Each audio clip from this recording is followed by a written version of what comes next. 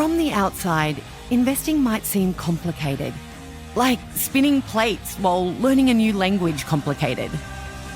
But thanks to CommBank, it's never been easier to start. Investing in the CommBank app means you can choose from professionally designed or DIY investment options. To find out more, search investing in the CommBank app. Investing carries risk. Consider the T's and C's and PDS where applicable, and fees and charges before deciding. At TAFE New South Wales, find your gift for early childhood education and care or school-based education support with the skills to help make a difference. Enrol now for Semester 1 2026. Search TAFE New South Wales. RTO 9003.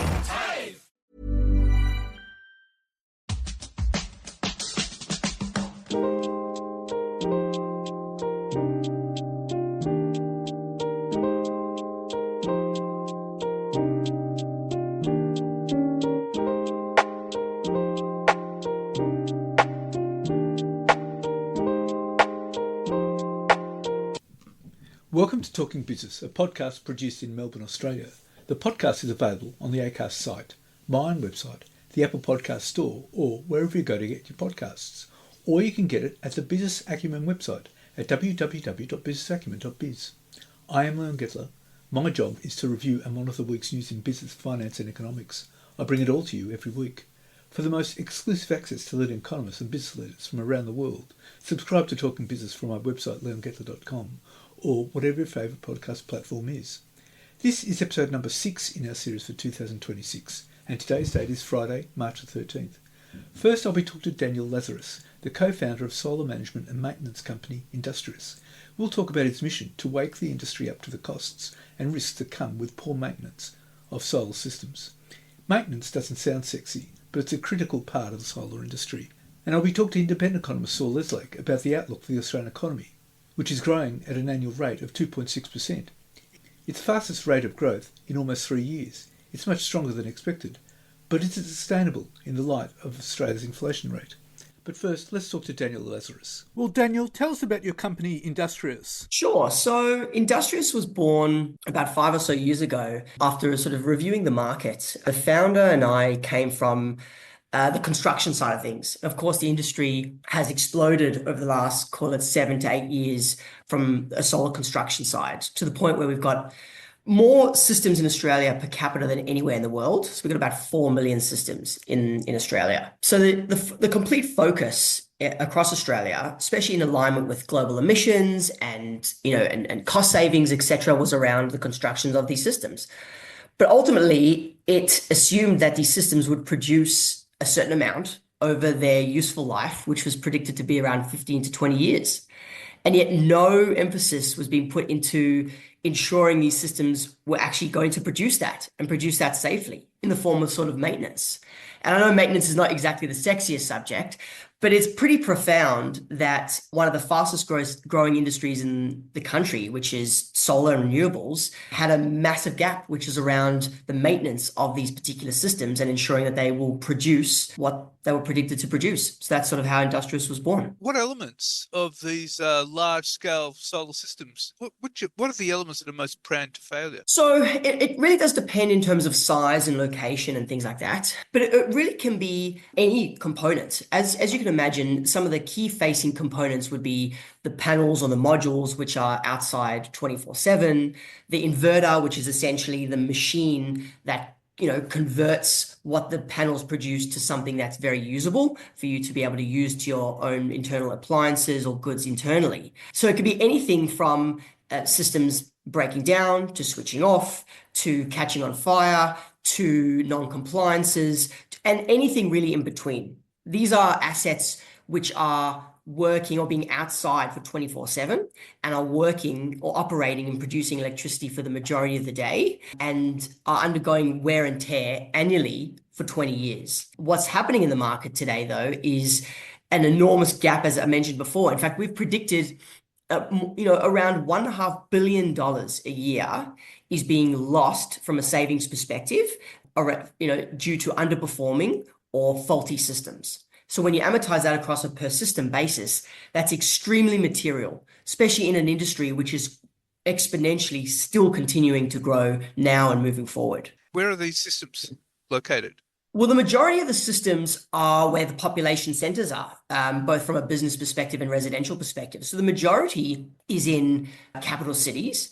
But the challenge around our business and around solar in general and solar maintenance is Australia is extremely disparate when it comes to population centers. And so the challenge when we started this business, and really any maintenance business from a national perspective, is how can you deliver a centralized and transparent approach to maintaining systems, both from a performance and safety perspective, doing that on a national basis, but ensuring quality of outcome. And that's the challenge from a business model of any service business, as I mentioned before, and how we sort of tackled and how we've grown over the last 5 years, most importantly, in a profitable way. And we've been doing that as a result of our technology-led model. So unlike many sort of traditional solar maintenance, and really a lot of maintenance industries, business models, the traditional sense is that you've got your internal team, you operate in one city, maybe 2 cities, you've got your own workforce, and you do the works on a day-to-day. The way Industrias works is through a combination of partners and internal employees, of which we've now got more than 110 across the country. We're able to then deliver an approach that's localized and more timely by controlling what our partners do, how they do it, as well as providing then an element of review and engineering that we can provide consistency and quality of outcome. And, the value of this is when you're dealing with organizations, institutions, commercial organizations with portfolios around the country. Traditionally, you've got these assets, whether it be, high profile companies like Coles or Woolworths or government entities. They've got hundreds, if not thousands of assets or solar assets across the country. And there's really no solution on how these systems can be maintained. And let me stress, maintenance is not just cleaning panels. In fact, cleaning panels is a minor part of maintenance. Maintenance is around inspections from an electrical standpoint to ensure optimal performance, but to also mitigate safety. In fact, you saw not long ago quite a significant solar fire on the top of the Sydney Aquatic Centre in Homebush. The whole centre had to be evacuated, and that was, a result of the system itself. And could inspections have, prevented that? Highly likely. And so for us, it's being able to provide value to portfolios of assets across the country to ensure that the systems produce what it needs to produce and can produce it safely. I mean, you're the solar maintenance company. So, what are the biggest safety risks? So the biggest safety risks that we've found involves primarily the wear. Well, actually, there's 2 elements. So from a safety perspective, it's wear and tear. So it would be water ingress to things like cables. It would be overheated componentry around the panels. It could be overheated componentry around the inverters, where we've seen inverters overheat, even catch fire. The isolators, which obviously protect systems, protect the electricity from the roof to the ground, as well, overheats, catch fires. The biggest safety elements overall when it comes to solar is electricity and fire, and what wear and tear or potential water ingress can eventuate as a result of that. And so inspections work to proactively understand non-compliances. They observe potential issues around faults and to prevent a lot of these things from happening. In fact, the unfortunate thing is solar fires just need to happen once to then completely detriment the sentiment around solar across the country or within an organization or whatever it might be. So the fact that maintenance often doesn't exist is really frightening to me. So neglected maintenance would be quite an issue. Correct, absolutely. And these systems, more often than not, are being sold without maintenance. They're being sold that in some cases it doesn't need maintenance, which is absolutely not the case. In fact, I will make the experienced factual claim that 100% of solar systems need maintenance at some point over their life. It's not a matter of if, but it's absolutely a matter of when. And similar to a car, which has sort of a pink slip strategy around that, solar doesn't have that. There's obviously compliances around installations, but compliance around maintenance is fairly sparse. And often that's the case in industries such as solar, which is fairly embryonic. And so solar is a fairly new industry, right? And the focus is on construction, and that's where all the bright lights are and all the money's at. Maintenance isn't sexy, but maintenance is what ensures the system does what it needs to do. And so in order for this industry to continue to grow, maintenance really needs to be focused on. And that's what we've tried to do here at Industrias. It's like maintenance on a car. Correct, absolutely. The car is subject to wear and tear. It's subject to safety risk. The only difference between a car and a solar system, well, at least the main difference is that a solar sits on the roof. You don't know when it's not working. In fact, there's been many instances where a system has been off for years and the customer hasn't known about it. That might be because they're not monitoring it, or they don't care, or they don't walk past the inverters, or they don't go on the roof. The system has been off for years, and yet they've spent hundreds and hundreds, or in commercial perspective, hundreds of thousands of dollars to spend on this asset. And you can imagine all the time they spent on tendering that out and choosing the right supplier. And yet the system can be off and they don't know. Or the system can be underproducing and they don't know. And it's just startling. Well, I have to ask you, what are some case studies of Australian companies that you've worked with, Australian customers? Well, a number of customers that we work with. So the way that we work with, because it's very technology led, we're an independent provider and really can work with anyone the way that we fulfill our work.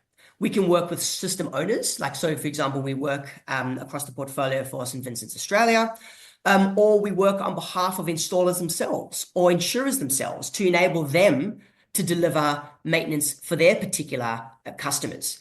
Installers, for them, maintenance is often really challenging to deliver. It's not a profit rearing exercise. And as you can imagine, their complete focus is on the construction. For us, we enable them to win more construction work by providing them a means to offer maintenance for their particular customers. But if we offer, for example, asset owners, we talk about St. Vincent's as an example. They've got assets they've got more than 25 different solar assets across more than 25 facilities, 3 different states. We undertake work like cleaning and inspections and active monitoring work.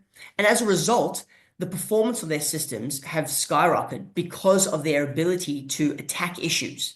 Often it's the case where a customer might be monitoring a particular asset or a particular system, and they see a fault and they have no idea what to do.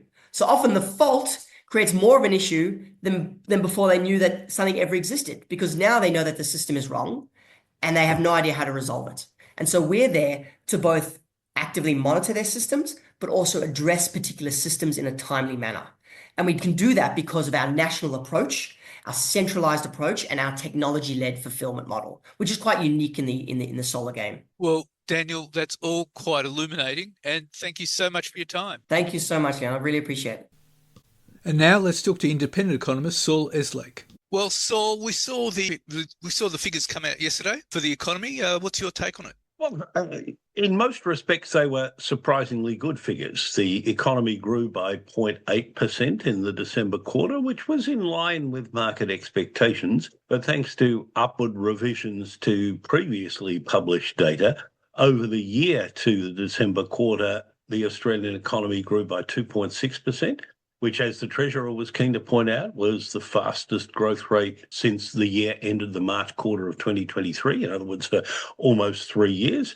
And almost 89% of the increase in real GDP over the course of 2025 was attributable to increases in private sector spending, that is, by households and businesses, and only about 23% was attributable to growth in public sector spending on goods and services, with there being a couple of slight offsets to those two from softness in net exports and other smaller components of the national accounts.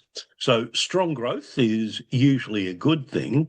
The worry in circumstances where, as the Reserve Bank has been emphasising recently, there's very little spare capacity in the economy. The unemployment rate is close to historic lows, and other measures of capacity utilisation are very high by historical standards. And with the supply side potential of the economy growing only very slowly because of our poor productivity performance, growth of even about 2.5% is generating renewed inflationary pressures.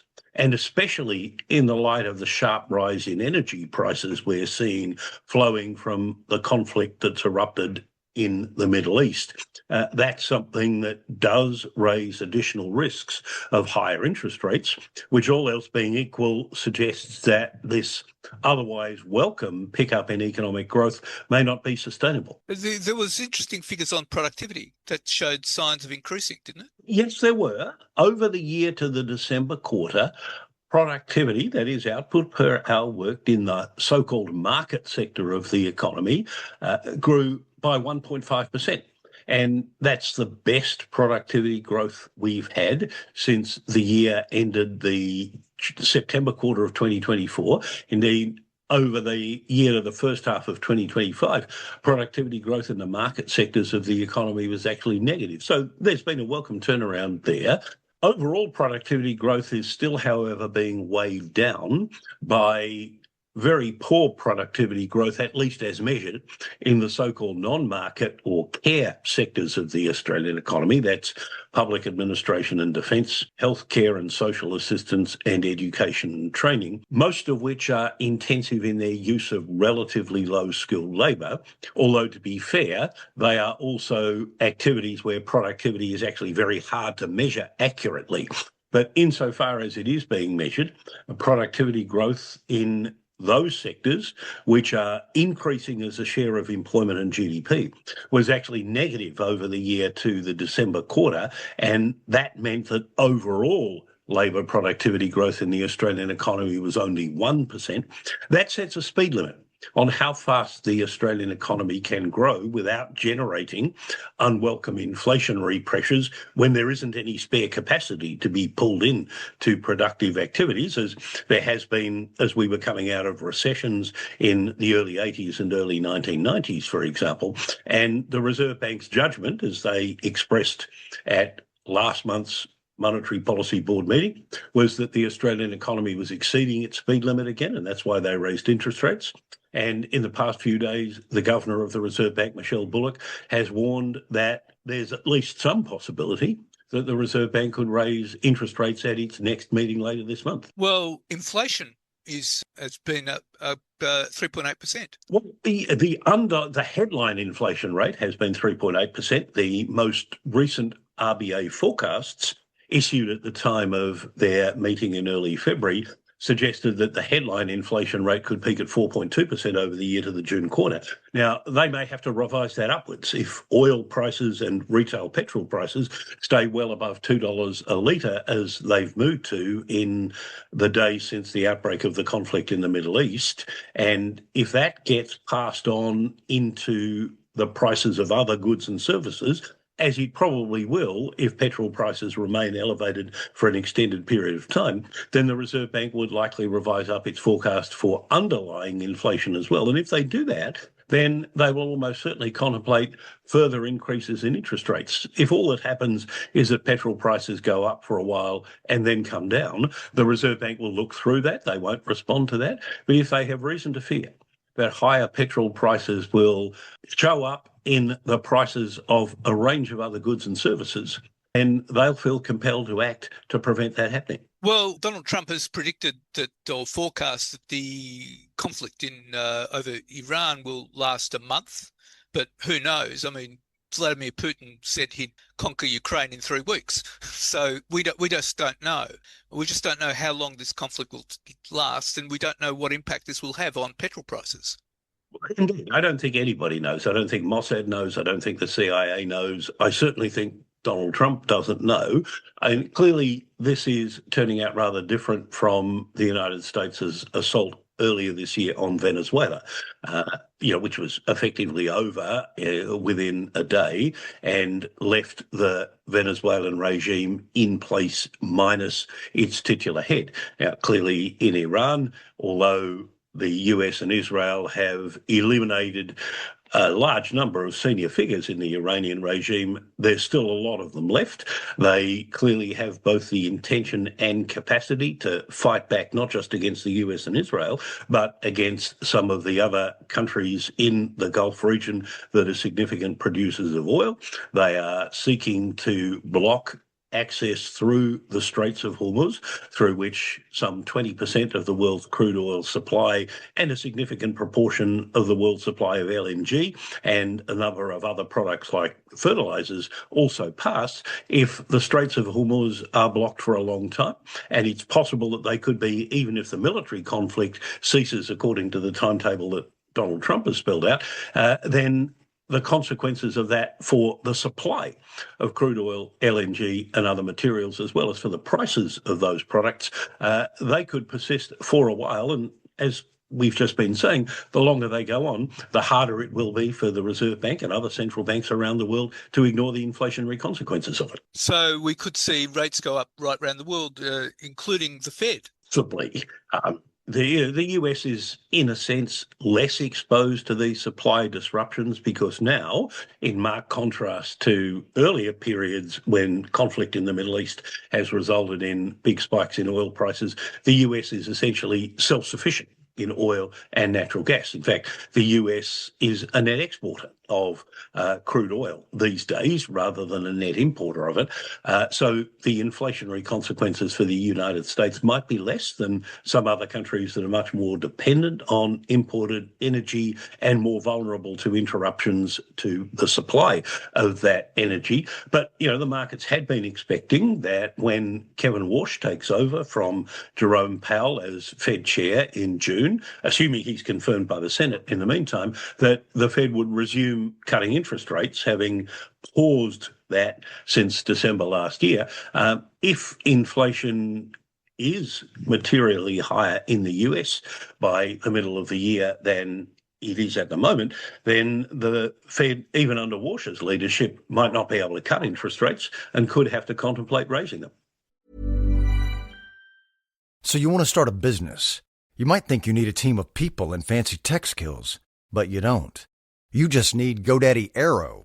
I'm Walton Goggins, and as an actor, I'm an expert in looking like I know what I'm doing. GoDaddy Aero uses AI to create everything you need to grow a business. It'll make you a unique logo. It'll create a custom website. It'll write social posts for you and even set you up with a social media calendar. Get started at GoDaddy.com/Aero. That's GoDaddy.com/AIRO. With enterprise power and partnership spark, together builds better, impactful and smart. When all is connected, possibilities flow.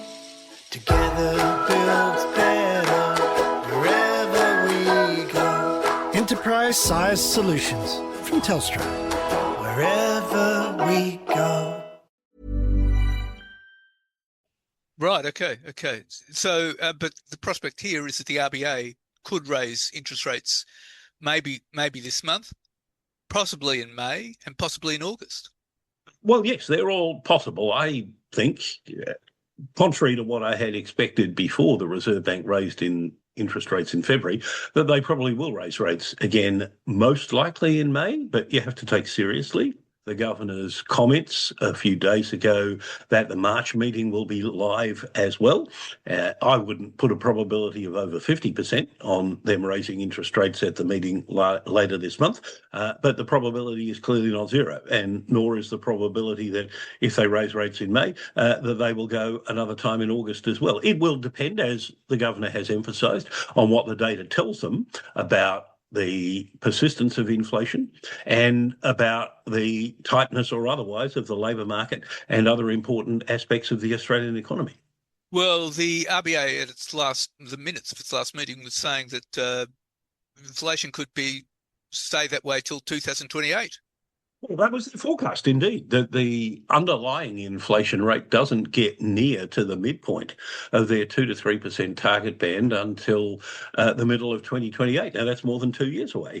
And, you know, the Reserve Bank has a duty given to it by the Parliament to keep inflation at between 2 and 3%, and preferably, and this is now expressed more strongly in the statement of understanding between the Treasurer and the board of the Reserve Bank, to give greater weight to keeping it at the midpoint of that target band, that is to say at 2.5%.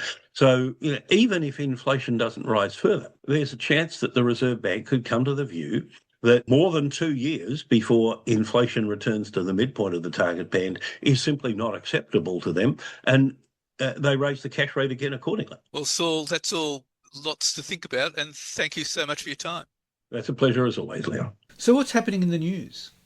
We start today with a global energy market that is rapidly approaching a breaking point. The war in Iran has triggered what analysts are calling unprecedented disruption.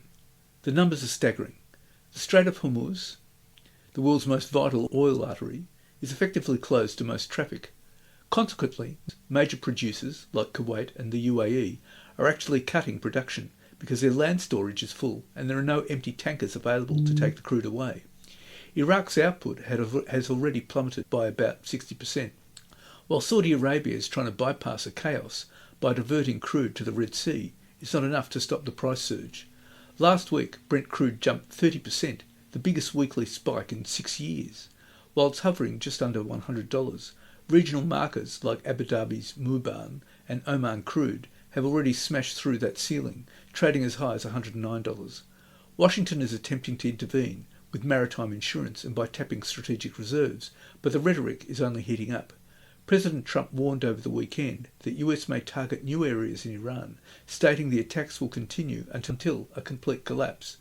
Analysts at ING warn that if this disruption lasts 3 months, we're looking at record-breaking oil and LNG prices through the second quarter. Back home, that global chaos is hitting Australian households where it hurts most, the petrol bowser. Oil is currently sitting around $91 US a barrel, up from $67 before the conflict. AMP's Shane Oliver notes that for every dollar oil rises, we see a cent per litre jump at the pump. For the average family, this war is already set to cost at least $14 a week, or $700 a year, in extra fuel costs alone. This creates a massive headache for the Reserve Bank. Their previous inflation forecasts were based on oil staying around $64. With prices now 40% higher than that, inflation could spike towards 4.6%. The RBA is now stuck in a classic stagflation trap. Do they hike interest rates to stop runaway prices or hold steady to protect an economy already weakened by falling consumer spending? It isn't just about commuting. We're seeing early signs of a supply chain squeeze. Former Nationals leader David Littleproud reports that some farmers in Queensland are already struggling to get bulk fuel deliveries for autumn planting. If a wholesale market doesn't unlock soon, this energy crisis quickly becomes a food security crisis. And the Reserve Bank is sounding a very loud warning. Deputy Governor Andrew Houser says we're looking at a toxic mix of rising oil prices and surging inflation expectations. He's warned that if the RBA doesn't act decisively, inflation could blow right past their 4.2% forecast. Why? Because the conflict in the Middle East has sent oil prices roller coaster, hitting as high as $120 a barrel before a slight cooling off. The problem isn't just petrol.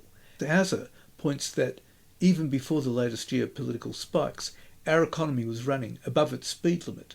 We've got unemployment at a low 4.1%, economic growth at 2.6%, and inflation that's been stubborn for a long time. Governor Michelle Bullock is worried about a self-fulfilling prophecy. When people see petrol hitting $2.24 a litre, they expect everything to get more expensive. When that happens, they ask for higher wages, businesses hike prices, and inflation gets locked in. In fact, consumer inflation expectations just saw their biggest weekly jump since 2010, hitting 6.1%. The RBA meets next Tuesday, March 17th. While longer-term expectations are still anchored for now, the markets are getting nervous. There is currently a 1 in 3 chance for a rate hike next week, and the markets are betting on a definite rise by May. As Houser put it, they don't want to repeat the 8% inflation we saw in 2022.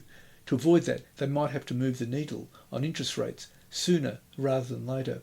Moving to our fourth story, and this one is a growing concern for the Australian supply chain, we're starting to see the real-world fallout from the conflict in the Middle East hitting our regional industries.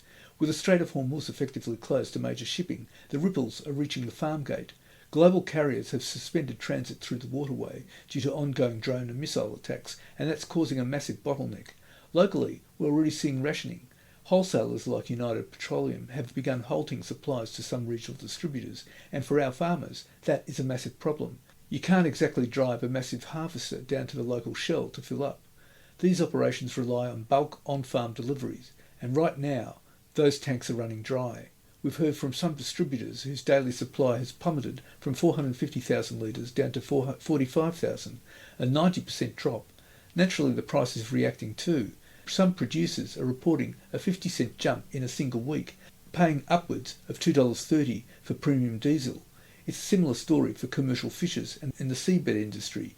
Now, Energy Minister Chris Bowen is trying to calm the waters. He says our strategic reserves, about 32 days of diesel and 36 of petrol, put us in a better position than previous crises. He's chalking up the current shortages due to a spike in demand and panic buying rather than a total lack of inventory. But the industry warning is clear. If farmers can't get the fuel to move produce to market or feed cattle, those costs are going to land squarely on our grocery bills in the coming months. The lucky country might be facing a very expensive winter. And Commonwealth Bank has just referred 2 mortgage brokers and a group of accountants to the police as it tries to untangle a massive loan fraud that could reach $1 billion. The country's largest lender uncovered a cluster of loans that were built on a foundation of lies, specifically fake income statements created using artificial intelligence, draft tax returns and shell companies. It's a sophisticated operation that has CBA working closely with the New South Wales Police, ASIC, and the Financial Crimes Agency, AUSTRAC. The red flags went up when a credit bureau noticed that the clients involved didn't just have one mortgage, they averaged 7 different credit producers each, spread across multiple banks. The racket apparently exploited 2 main channels: the bank's own referrer program, which pays commission to accountants and lawyers for sending customers to CBA, and third-party mortgage brokers. This raises a massive gatekeeper issue. Unlike banks, accountants and real estate agents haven't been subject to the same strict anti-money laundering regulations, though that actually changes next month. CBA's CEO, Matt Coman, says the bank is spending $900 million a year to fight financial crime, but he admits the risk vectors are shifting at a rapid rate. AUSTRAC is also sounding the alarm, noting that while AI helps identify fraud, it's also making it easier than ever for criminals to manufacture perfect fake documents. While the loans are currently being paid down and the bank isn't at immediate risk of losing the funds, the real concern is the motive. It looks like a coordinated effort to park criminal money in Australia's lucrative real estate market. And if you feel like the economic pie is getting harder to slice, new data proves you're not imagining it.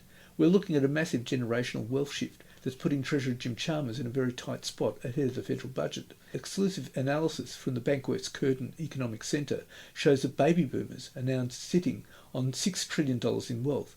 That is a staggering 9-fold increase since 2002. Back then, baby boomers held about a quarter of Australia's wealth. Today, they control a third of the entire national pie, while every other generation has seen their share shrink. So how do we get there? It's a perfect storm of soaring property prices and zero debt. The boomers, they hold $3 trillion in property with a leverage ratio of just 4.5%. They basically own their homes outright. Gen X, by comparison, has a similar amount of property, but is drowning in $900 billion of housing debt. Macca's delicious new Bistro Bernays Angus range has 100% juicy Aussie Angus beef and creamy Bernays sauce. Compliments to the chef. Ba-da-ba-ba-ba. Available after 10:30 a.m. for a limited time. With enterprise power and partnership spark, together builds better, impactful and smart. When all is connected, possibilities flow. Together builds better wherever we go. Enterprise-sized solutions from Telstra. Wherever we go. And for the rest, for millennials and Gen Z, the share of wealth in shares and trusts hasn't just dipped, it's collapsed by half. This puts intergenerational fairness at the heart of the upcoming budget. Treasurer Chalmers is staring down a concentration of wealth that is tied up in assets predominantly held by those over 65. We're talking about potential reforms to capital gains tax, negative gearing, family trusts.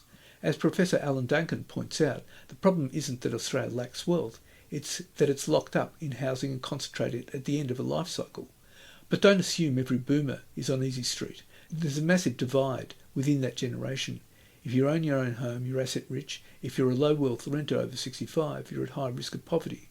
Meanwhile, urban planners are warning that if we don't fix this, Young workers will simply be priced out of our cities, taking their talent and the future of the economy with them. And big moves coming in the May budget. Treasurer Jim Chalmers is officially looking at the twin pillars of property investment, negative gearing and the capital gains discount. For 25 years, savvy investors have been paying a high-stakes game of tax arbitrage. They claim a 47% deduction on mortgage interest every year. That's the negative gearing part. And they only pay 23.5% tax when they sell, thanks to the 50% CGT discount. It's a win-win on both sides of the ledger. Economists, including former RBA Governor Bernie Fraser, say if you want to cool the market, you start with a CGT discount. Robert Bruning from ANU puts it simply, if the profit at the end is smaller, the incentive to lose money on rent every month just to get the tax break suddenly vanishes. There are a few fixes on the table. The Henry Plan, drop the CGT discount to 40% but apply to all investment returns like rent and interest. Ring fencing, only let landlords deduct rental losses against other property income rather than their high salaries. And the 2 property limit. Treasury is reportedly eyeing a cap on negative gearing, just at 2 properties. However, experts warn this could backfire by pushing investors towards expensive mansions instead of affordable apartments. The bottom line, expect this May budget to be the most reform-focused yet. The goal isn't just to tinker with the rules, but to stop the speculative debt that's been driving the market. If Chalmers moves on CGT, the gold rush of negative gearing might finally lose its lustre. And we're officially entering expensive future territory. Between the conflict in the Middle East and a looming $1 trillion debt ceiling, Treasurer Jim Chalmers is staring down a massive budget headache. Global markets are spooked. With Brent crude hitting nearly $120 a barrel, there's a real fear that the Strait of Hormuz could be choked off. That's pushing inflation expectations through the roof. In response, the yield on our 10-year Australian bond just touched 4%, the highest we've seen since 2011. Market experts like Charlie Jamieson are warning that if we cross that 5% psychological threshold, the RBA might have no choice but to hike rates again to fight the sticky inflation. So what does this cost us? Economist Chris Richardson puts it bluntly. Every half percentage point rise in bond yields adds roughly $4 billion to $5 billion to our annual interest bill. We're already paying over $20 billion a year just to service the debt we have. And then there's a big number, $1 trillion. Federal gross debt is sitting at about $998 billion right now, literally a whisker away from that $1 trillion mark. While we're in better shape than the US or UK relative to our GDP, we're currently paying higher borrowing costs than almost all our peers. The interesting part? There's some clever debt-tree happening behind the scenes. With billions in dollars in debt set to mature over the next few weeks, the government's debt agency might actually be able to keep us under that $1 trillion headline until after the May budget. As strategist Stephen Miller puts it, we're facing stagflation light. Growth is waning, but inflation won't quit. The era of cheap money from the post-GFC years is officially dead, and the bill has finally arrived. And Treasury is officially crunching the numbers on a massive shake-up on capital gains tax. We're talking about potentially scrapping the 50% discount on investment properties entirely, something we haven't seen since the Howard era back in '99. The Albanese government is looking at replacing that discount with a flat tax and indexation. Why? Because spending is climbing and they need to lift productivity while raising revenue. Treasurer Jim Chalmers has been pretty clear. The upcoming May budget is going to focus on 3 buckets: tax reform, savings and productivity. This comes as former RBA Chief Economist Lucy Ellis points out a tough reality for households. Her analysis shows that rising taxes through 2025 have effectively wiped out almost all the gains from Stage 3 tax cuts. Right now, government spending is outstripping the private sector, growing at more than twice the speed. There are a few versions on the table. One is a smaller cut to the discount, dropping from 50% to 33%, but experts like Ken Henry and Michael Brennan are pushing for deeper structural changes. The goal is to stop incentivising people to chase capital gains over actual income-producing investments, which would also take the wind out of the sails for negative gearing. The Parliamentary Budget Office estimates the current discount will cost the budget $247 billion in lost revenue over the next decade. Chalmers is keeping the door open, framing any changes as a way to fix intergenerational inequity. It's a massive policy shift that could fundamentally change how Australians invest. And that's it for this week. And next week I'll be talking to Teresa Murray from TN Plus. She's a leading franchise and business consultant with over 27 years of experience in the franchising industry as both a consultant and franchisor, along with a track record of success running some of Australia and New Zealand's most well-known brands, franchised and independent. And I'll be talking to James Gruber, equity market strategist at CommSec, about the market response to oil prices, inflation, and central banks lifting rates. For the most exclusive access to leading economists and business leaders from around the world, subscribe to Talking Business from my website, leongettler.com, or whatever your favourite podcast platform is. If you like Talking Business, please leave us a review with Apple Podcasts. Remember, we are independent media, and it's all written in my voice, nice and conversational. Thank you in advance. In the meantime, you can find me on Facebook, Twitter, or X as now known, Instagram, LinkedIn, and YouTube. If you want to contact me, email me at leon@leongettler.com. I answer all emails. Also in my spare time, I have a copywriting business. If anyone needs newsletters, blogs, articles, or advertorial, email me.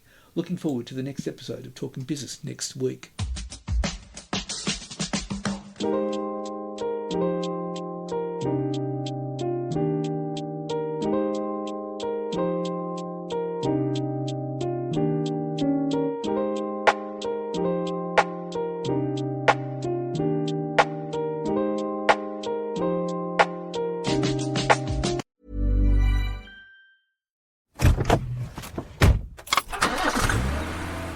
On every New South Wales road, cameras and New South Wales Police are watching for dangerous driving.